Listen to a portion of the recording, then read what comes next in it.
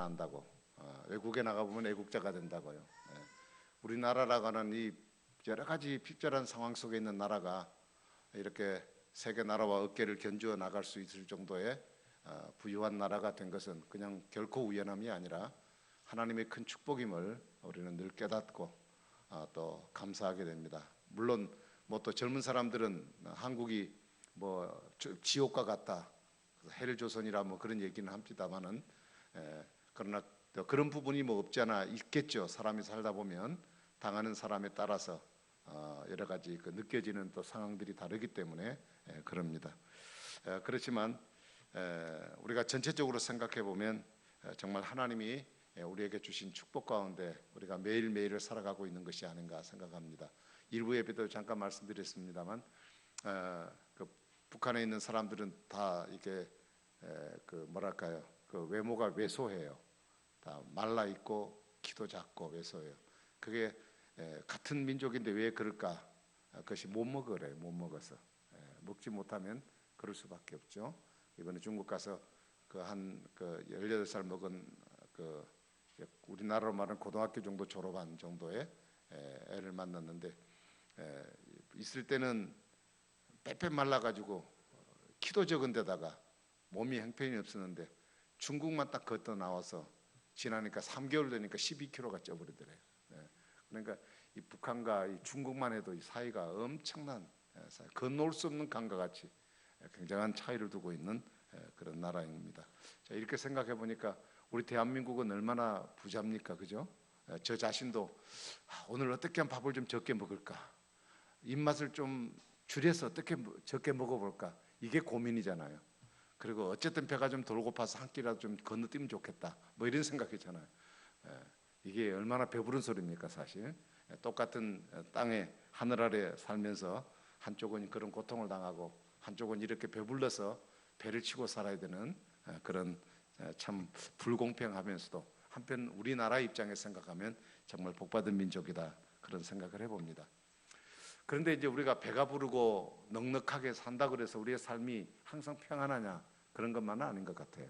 지금 나라에서 일어나고 있는 여러 가지 많은 부분들이나 이런 또 뭐 아까 우리 장로님 기도하셨습니다만 그 대교 국면, 우리가 우리의 적은 딴 데 있는데 우리 같은 남한 사람끼리 적이 돼가지고 뭔가 뭐 그냥 서로 잡아먹을 듯이 이렇게 덤벼드는 이런 모습을 지켜보면서 뭔가 그들 속에 나름의 불만과 불평, 또 만족하지 못한 뭐가 있기 때문에 이제 그런 형편이 생기지 않겠습니까? 아무리 잘 사는 나라라 할지라도요, 항상 기쁘고 뭐 여유가 다 있는 것은 아닙니다.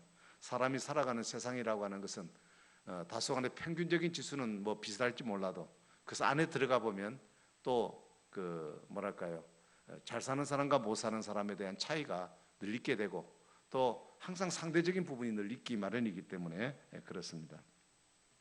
또 남이 알지 못하는, 또 나만 알아야 하는, 그럼에도 불구하고 해결하지 않으면 안 되는 그런 문제들도 우리가 또한 안고 있습니다. 그러니까 우리가 이 세상만 바라보면 뭐 솔직히 희망이 별로 없습니다. 우리가 잘 산다 그래도 세상만 바라보면 희망이 별로 없습니다. 그래서 우리는 시야를 좀 넓혀서 믿음의 눈을 가지고 살아계신 그 하나님을 바라보는 눈이 우리에게 필요한 줄로 믿습니다. 하나님이 우리 아버지시잖아요. 우리는 그분의 관계 속에 살아가고 있습니다. 아버지는 자녀들의 삶을 책임지는 사람이 아버지입니다. 책임감이 있죠. 법적으로 책임을 져야 되죠. 양육에 대한 책임이 있습니다. 썰렁 우리에게 죽음이라는 고통이 다가온다 할지라도 이 죽음, 이것이 우리의 끝이 아니라 하나님 우리 아버지께서 영광스럽게 우리를 위해서 준비하신 그 나라에 그 축복이 우리에게 있을 것이니까, 내가 비록 육신이 7, 80년 살다가 이 세상을 끝난다 할지라도 주님이 나를 그 나라에 영접해 주실 것이고, 그리고 이 세상에는 비교될 수 없는 멋진 삶을 하나님께 살아게 주실 것이니 우리는 그 하나님을 바라보고 사는 삶만이 우리에게 유일한 소망인 줄로 믿습니다. 그래서 하나님은 항상 선하시고 하나님의 뜻은 항상 옳으십니다. 그분은 모든 것을 통해서 하나님의 능력을 통하여 자기 백성들을 통해 이 일을 이루시기를 원하시는 하나님이십니다. 그럼에도 참 안타까운 것은 이 세상에는 아직까지 많은 죄악이 있습니다. 그래서 개인의 인격이 망가지고, 그리고 가정이 깨지고, 그리고 사회가 서로 믿지 못하는 불신 사회가 되어져가는 이런 아픔들을 우리가 안고 있으면서 세상이 왜 이렇게 부조리할까? 왜 이렇게 불균정적일까? 왜 이렇게 불공평할까? 하는 부분에 대한 나름의 어떤 그런 여러분들의 그 마음 속에 뭐 불평이라고 해야 될까요? 뭐 그런 것이 있을 수 있습니다. 분명히 하나님은 세상을 통치하고 하나님은 살아계시는 분이신데 왜 우리가 사는 이 세상에 왜 이런 일들이 많을까? 그렇게 우리가 의문을 던질 수 있습니다. 그것은 답은 딱 한 가지입니다. 그건 사탄의 역사 때문입니다. 왜냐하면 하나님은 이 세상이 끝날 때까지 제한적으로 허용해 주신 것이 사탄의 활동을 허용해 주셨습니다. 왜 우리가 살아가는 세상, 예수 믿고 살아가는 세상에 하나님이 사탄을 다 묶어버리시고 우리를 하여금 편안하게 살게 만드시지 왜 그러실까라고 의문을 가질 수도 있습니다. 여러분, 에덴 동산에 하나님 만드신 에덴 동산에 선악을 알게 하는 나무를 하나님 지정하셨습니다. 너가 이 동산에 있는 모든 나무는 다 먹어라. 그러나 그 나무의 실과는 절대 따먹지 말라. 그는 너와 내가 서로 약속한 약속이다라고 얘기하셨습니다. 너가 만일 따먹는 날은 너는 죽는다. 그러나 이걸 먹지 않고 생명과일을 먹으면 영원히 산다. 하나님 약속을 해주셨습니다. 왜 하나님이 그 선악과를 그곳에 두셨을까? 두지 마시고 그냥 다 생명나무를 줘서 누구든지 먹고 평안하게 살게 만드시지 왜 선악과를 하나님 만들어 놓으셨을까 하고 의문을 제기할 수 있습니다. 그러나 하나님은 그것을 두신 이유가 있습니다. 우리가 하나님을 섬길 때 하나님이 우리가 하나님을 기계적으로 어떤 사슬에 매갖고 하나님을 섬기는 종으로 섬기기를 원하는 게 아니라 우리의 자유의지로 하나님을 사랑함으로 하나님의 뜻에 순종하기를 하나님은 원하셨습니다. 그래서 우리에게 그것을 허락해 주신 겁니다.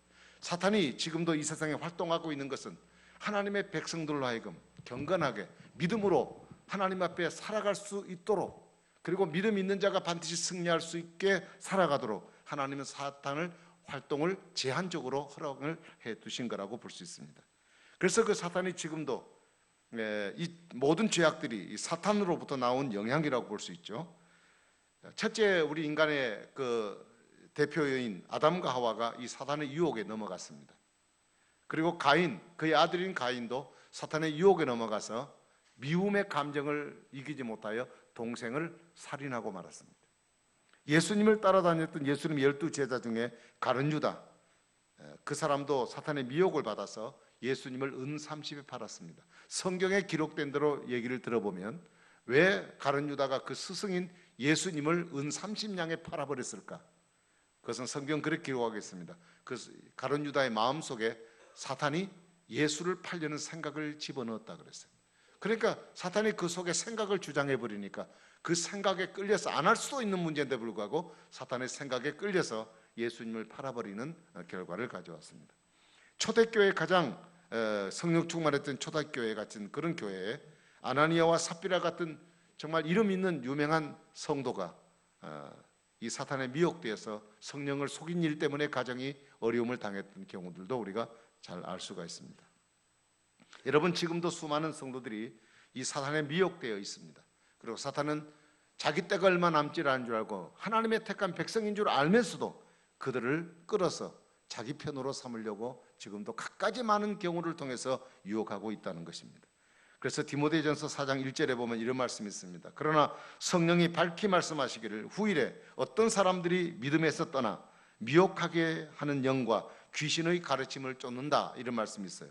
그러니까 후일에, 뒷날에 예수님이 이 말씀을 하고 난 이후에 훗날에 어떤 사람들, 믿음을 가진 어떤 사람들 중에 믿음 생활에서 떠나서 이런 미혹하게 하는 영을 쫓아가는 사람도 있게 될 것이라고 말씀하셨어요. 여러분, 우리는 우리 안에 성령을 모시고 하나님 말씀 붙들고 살아간 사람이기 때문에 우리는 거룩한 하나님 말씀을 따라 살아가야 될 사명이 있는 하나님의 사람들입니다. 세상이 많이 힘들어도 하나님께 속한 사람들은 절대 사탄에 미혹되어서 살아가서는 안 될 것입니다. 왜냐? 천지를 주관하시고 그리고 모든 일을 행하시는, 그리고 우리를 위해서 십자가까지 허락해 주신 예수 그리스도, 그 하나님의 자녀가 되었기 때문에 우리는 더 이상 사탄의 유혹에 넘어갈 하등의 이유가 없는 사람들입니다. 여러분, 우리가 아무리 어떤 문제들이 우리 앞에 닥칠지라도 하나님께서 때가 되면 다 이루어 주실 것이라는 확신이 우리 속에 필요합니다. 죄인된 우리를 구원하시려고 예수님까지 허락해 주신 하나님이시라면, 자기 생명까지도 내어 던지신 분이시라면, 그를 통해서 구원받게 한 하나님의 자녀들을 이 땅에 내버려 두시고 우리를 구원하고 우리를 인도하신 일에 그분이 아껴야 될 이유가 뭐가 있겠습니까? 하나님은 지금까지 우리를 도우셨습니다. 하나님은 또 우리를 앞으로 도우실 것입니다. 그래서 우리의 결심은 하나님 백성답게 선하게 그리고 의롭게 살아가려는 노력이 대단히 필요한 줄로 믿습니다. 자, 이런 하나님을 모시고 살아가는 백성들인데도 불구하고 성도들이 확신을 갖지 못하는 경우가 많이 있다는 거예요. 18절 말씀 보면 그런 말씀이 있습니다. 하나님께로부터 난 자는 범죄하지 아니하는 줄을 우리가 안다, 이런 말씀이 나옵니다. 18절 마지막 부분에 보면 그렇게 나옵니다. 예수님을 나의 구주로 믿었습니다. 하나님을 아버지라고 부릅니다. 그리고 하나님께서 이루신 모든 역사, 그분이 우리를 위해서 이루신 역사라는 사실을 또 믿습니다. 주님이 우리에게 행하신 모든 일들, 약속이 다 이루어질 줄로 우리는 믿고 삽니다. 그렇게 믿고 사는 사람은 분명히 하나님의 자녀입니다. 하나님의 자녀이기 때문에 하나님 뜻대로 살아야 합니다. 그런데도 불구하고 우리는 매일의 삶 속에 죄를 짓는다는 얘기예요. 죄를 짓는다. 하나님 백성, 하나님의 의로운 자녀다운 신분에 맞지 않는 죄를 짓고 살아간다는 뜻입니다. 여러분, 우리가 어떤 죄를 짓고 난 뒤에, 잘못한 일을 짓고 난 뒤에 이 18절의 말씀을 다시 한번 읽어본다면 아마 이런 생각을 가질 거예요. 내가 이제 구원받았습니다. 하나님 자녀입니다. 근데 내가 어떻게 해서 잘못해 죄를 지었어요. 근데 18절 말씀을 읽어보니까 하나님께로서 난 자마다 죄를 범하지 않는다. 그럼 결국 하나님께로 난 자, 예수 그리스도를 믿어 하나님의 자녀가 된 사람은 죄를 범하지 않는다 라고 말했는데, 그럼 나를 죄를 지었어요. 그럼 어떻게 되라는 얘기예요? 그러면 결국 나는 하나님의 자녀가 아닌 게 아니냐, 내가 죄 짓는 게 이게 마땅하지 않는 일인데 하나님 자녀로서 어떻게 죄를 지을 수 있겠는가? 그래서 우리 속에서 그 부분에 대한 자신을 한탄하게 되어 있습니다. 근데 이 본문을 내용을 보면 범죄하지 않는다는 말은 죄를 짓지 않는다 이런 말이 아닙니다. 이런 말이 아니라 죄 짓는 일을 즐거워하면서 계속 그 일을 하지 않는다는 의미가 있어요. 그러니까 육신이 약해서 한두 번 실수로 범죄하는 일이 있을 수 있다는 얘기죠. 잘못한 일은. 그러나 그 일을 지속적으로 하지는 않는다는 얘기입니다. 자, 그래서 우리 예수 믿는 사람들은, 하나님께 속한 사람들은 꼭 이 두 가지를 명심해야 합니다. 하나는, 우리는 하나님을 불신하는 죄는 절대 짓지 않는다. 하나님 불신하는 죄. 하나님 불신하는 죄는 어떤 죄입니까? 예수 그리스도를 믿지 않는 죄입니다. 예수 그리스도를 믿지 않는 죄는 어떤 죄냐? 하나님의 사랑을 거절하는 죄입니다. 예수 그리스도는 우리를 위해 십자가에 달려 돌아가셨습니다. 그분이 우리를 위해서 모든 것 다 허락해 주셨습니다. 그래서 하나님이 우리를 얼마나 사랑하시는지, 죄된 우리를 구원해서 하나님 자녀 삼으시기 위해서 자신의 독생자 예수를 십자가에 죽게 하셨습니다. 그래서 나는 너를 이렇게 사랑해. 너가 비록 잘못하고 너가 너 뜻대로 살다가 범죄했지만 내가 너를 사랑해서 난 너를 구원해 주고 싶어. 그래서 내가 예수를 너에게 보낸다.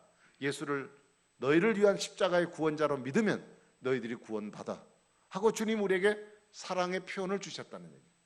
근데 그 예수님을 내가 믿지 않고 받아들이지 않는다는 것은 하나님이 내게 손 내밀어 내 용서해 줄게 하는 손을 내가 딱 뿌리쳐 버렸다는 뜻입니다.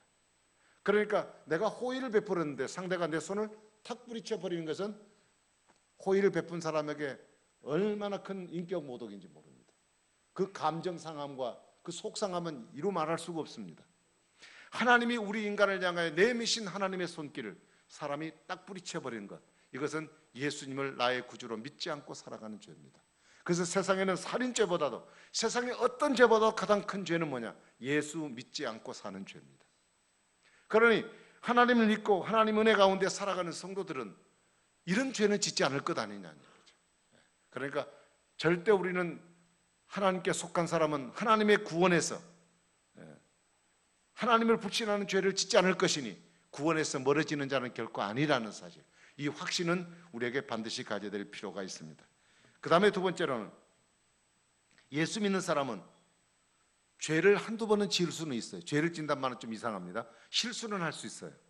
그러나 그 잘못된 죄를 즐거워하면서 자랑거리로 삼으면서 계속 줄기차게 그 죄를 짓지는 않는다는 겁니다. 아직도 여러분 속에 끊어버리지 못한 죄가 있는 분이 있을 거예요. 어떤 습관이나 어떤 것 때문에 아직 끊어버리지 못한 것 때문에 마음이 늘 괴로워요. 그것 때문에 내가 이렇게 해서는 안 되는데, 그럼에도 불구하고 그것을 끊지 못하는 괴로움이 있습니다. 그것은 왜 그러냐? 그건 양심의 호소가 단순히 양심의 호소가 아닙니다. 그 양심은 세상 사람도 갖고 있는 양심이기 때문에 세상 사람들은 그걸 죄인 줄 모르고 그냥 살아가는 거예요. 근데 왜 예수 믿는 사람들에게 그것이 그렇게 마음에 괴로움이 있을까? 바로 성령의 탄식이 내 속에 있기 때문입니다.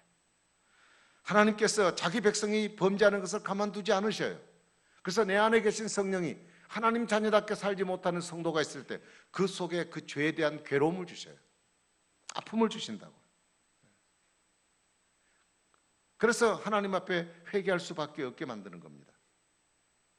결국 하나님께 속한 사람들은 계속적인 그 죄를 짓는 것을 즐거워하면서 계속 지을 수는 없다는 거예요. 그 이유가 뭐냐? 이유는 딱 하나입니다. 하나님의 씨가 그 속에 심겨져 있기 때문입니다. 그 씨는 생명의 씨입니다. 요한일서 3장 9절에 보니까 하나님께로부터 난 자는 죄를 짓지 아니하나니 이는 하나님의 씨가 그 속에 거함이요 그도 범죄하지 못하는 것은 하나님께로부터 나왔기 때문이다. 이렇게 말씀하셨어요. 우리가 똑같은 사람인데 불구하고 우리가 세상 사람들처럼 계속해서 그 죄를 즐거워하며 짓지 못하는 이유는 우리 속에 하나님의 생명이 있기 때문에. 성령은 우리의 몸을 하나님의 거룩한 성전으로 삼으십니다.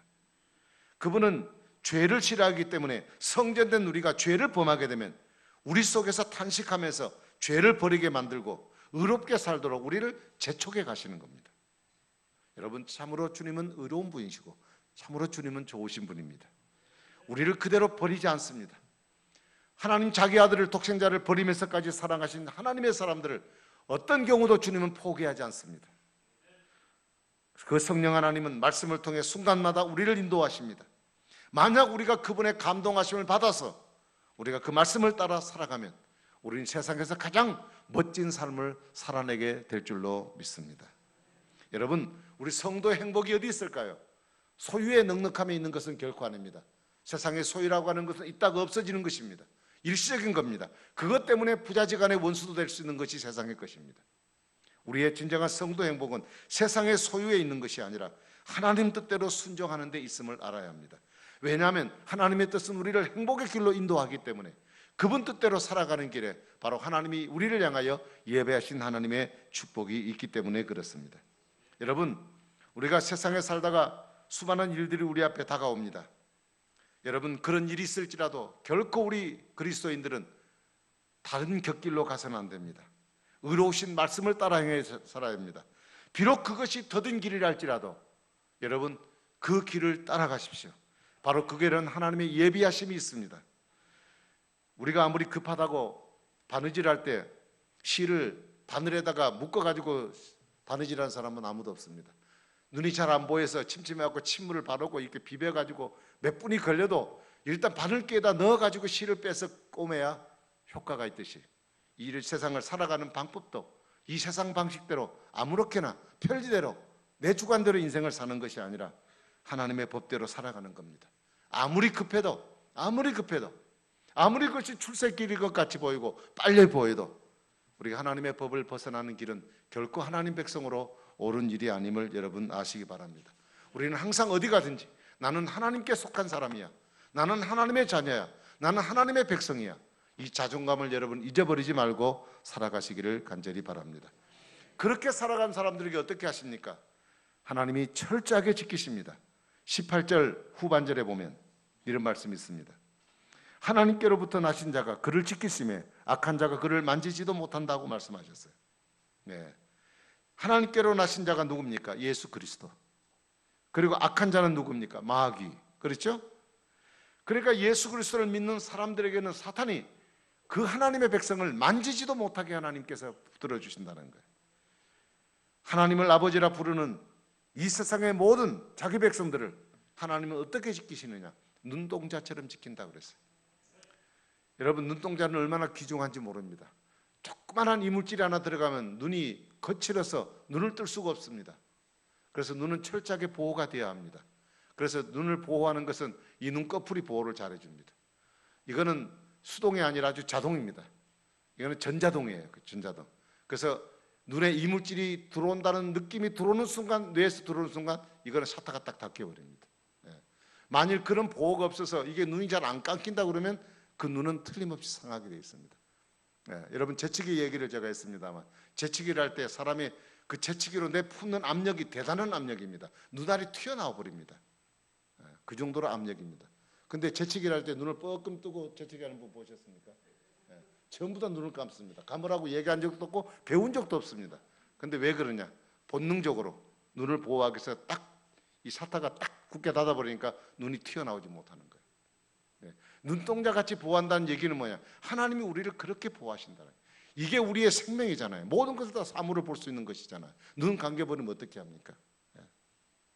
하나님은 어떤 자를 지키시느냐? 아무렇게나 사는 사람이 아니라 하나님의 뜻대로, 비록 손해가 되고 비록 늦어지고 세상적인 사람들이 아이고 그래봐야 뭐 별 볼 일 있나 이런 얘기를 한다 할지라도 우리는 하나님의 생명이 그분에게 있음을 알고 그 말씀대로 살아가는 사람들에게 하나님은 끝까지 누구도 그를 손 못 대도록 하나님이 지켜주신다고 말씀하셨습니다. 여러분, 이제 말씀을 맺겠습니다. 모든 죄는 다 마귀에게 속한 겁니다. 3장 8절에 보니까 죄를 짓는 자는 마귀에게 속하나니 마귀는 처음부터 범죄함이라. 예수님을 믿는 사람들조차도 우리가 깨어있지 못한다면 우리의 신분은 하나님의 자녀인데도 불구하고 근데 우리 행동은 마귀의 종처럼 살아갈 수도 있다는 얘기입니다.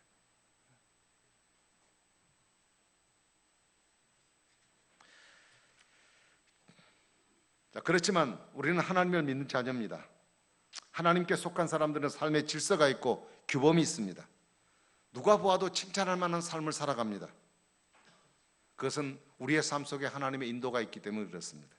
그러므로 우리는 하나님께 속해 있다는 사실을 기억하고 우리의 삶의 주인, 그리고 우리의 왕, 그리고 우리의 주인, 그리고 우리의 대장은 예수 그리스도밖에 없어요. 그래서 그분의 명하심을 따라 살아갈 때 우리의 삶의 모든 필요를 채우시고 하나님 넉넉하도록 인도해 주실 것입니다. 여러분, 어떤 사람에게는 물질의 풍성함을 허락할 수도 있습니다. 그런데 어떤 사람은 물질은 부족하지만 믿음의 풍성함을 허락해 줄 수도 있습니다. 여러분, 제가 간절히 바라기는 우리가 최종적으로 하나님이 원하시는 것은 믿음입니다. 믿음이 없으면 부자로 살아도 가난을 느끼지만 믿음이 있으면 가난하게 살면서도 부유함을 느끼고 살아갈 수 있습니다. 여러분, 저와 여러분, 그리고 하나님께서는 우리가 더 믿음이 풍성해지기를 주님은 원하고 계십니다. 비록 속상한 일이 있고 또 일이 좀 잘 안 되는 일이 있을지라도 절대 낙심하지 마십시오. 우리는 하나님께 속한 자입니다. 하나님은 그분께 속한 자를 하나님은 어떻게 하든지 그를 보호하시고 인도하시는 하나님이십니다. 오직 하나님으로 기뻐하고 그리고 신령한 모든 축복을 세워보면서 남은 때를 믿음으로 살아 하나님의 속한 백성으로 날마다 승리하고 살아가는 여러분 되기를 주의 이름으로 축복합니다. 기도하겠습니다. 좋으신 아버지 감사합니다. 우리가 육은 이 세상에 살지만 우리 영혼은 하나님께 속한 사람이 되어 하나님의 백성이 되었사오니 오늘도 하나님 자녀답게 이 세상을 주관하고 다스리고 섭리하시는 절대자 되신 능력 되시는 우리 하나님의 뜻을 따라 살아가므로 하나님의 백성이 이 땅에 하나님의 뜻을 따라 살아감으로 승리케 하신 하나님의 이김의 축복이 그를 믿는 성도들, 그를 순종하고 살아가는 성도들에게 임하도록 축복하여 주시옵소서. 자기 백성을 악한 자가 만지지도 못하도록 보호하신다 하셨으니 하나님의 인도하심이 있음을 확신하고 오늘도 세상 두려워하지 말고 믿음 가운데 하나님을 향하는 믿음으로 날마다 승리하고 나아갈 수 있도록 복 주시옵소서. 예수님 이름으로 간절히 기도하옵나이다. 아멘. 이 시간 우리 찬송 한 장 부르시고 먼저 하나님 경금 드리시고 성찬식을 바로 거행하겠습니다. 436장 찬송을 드리겠습니다.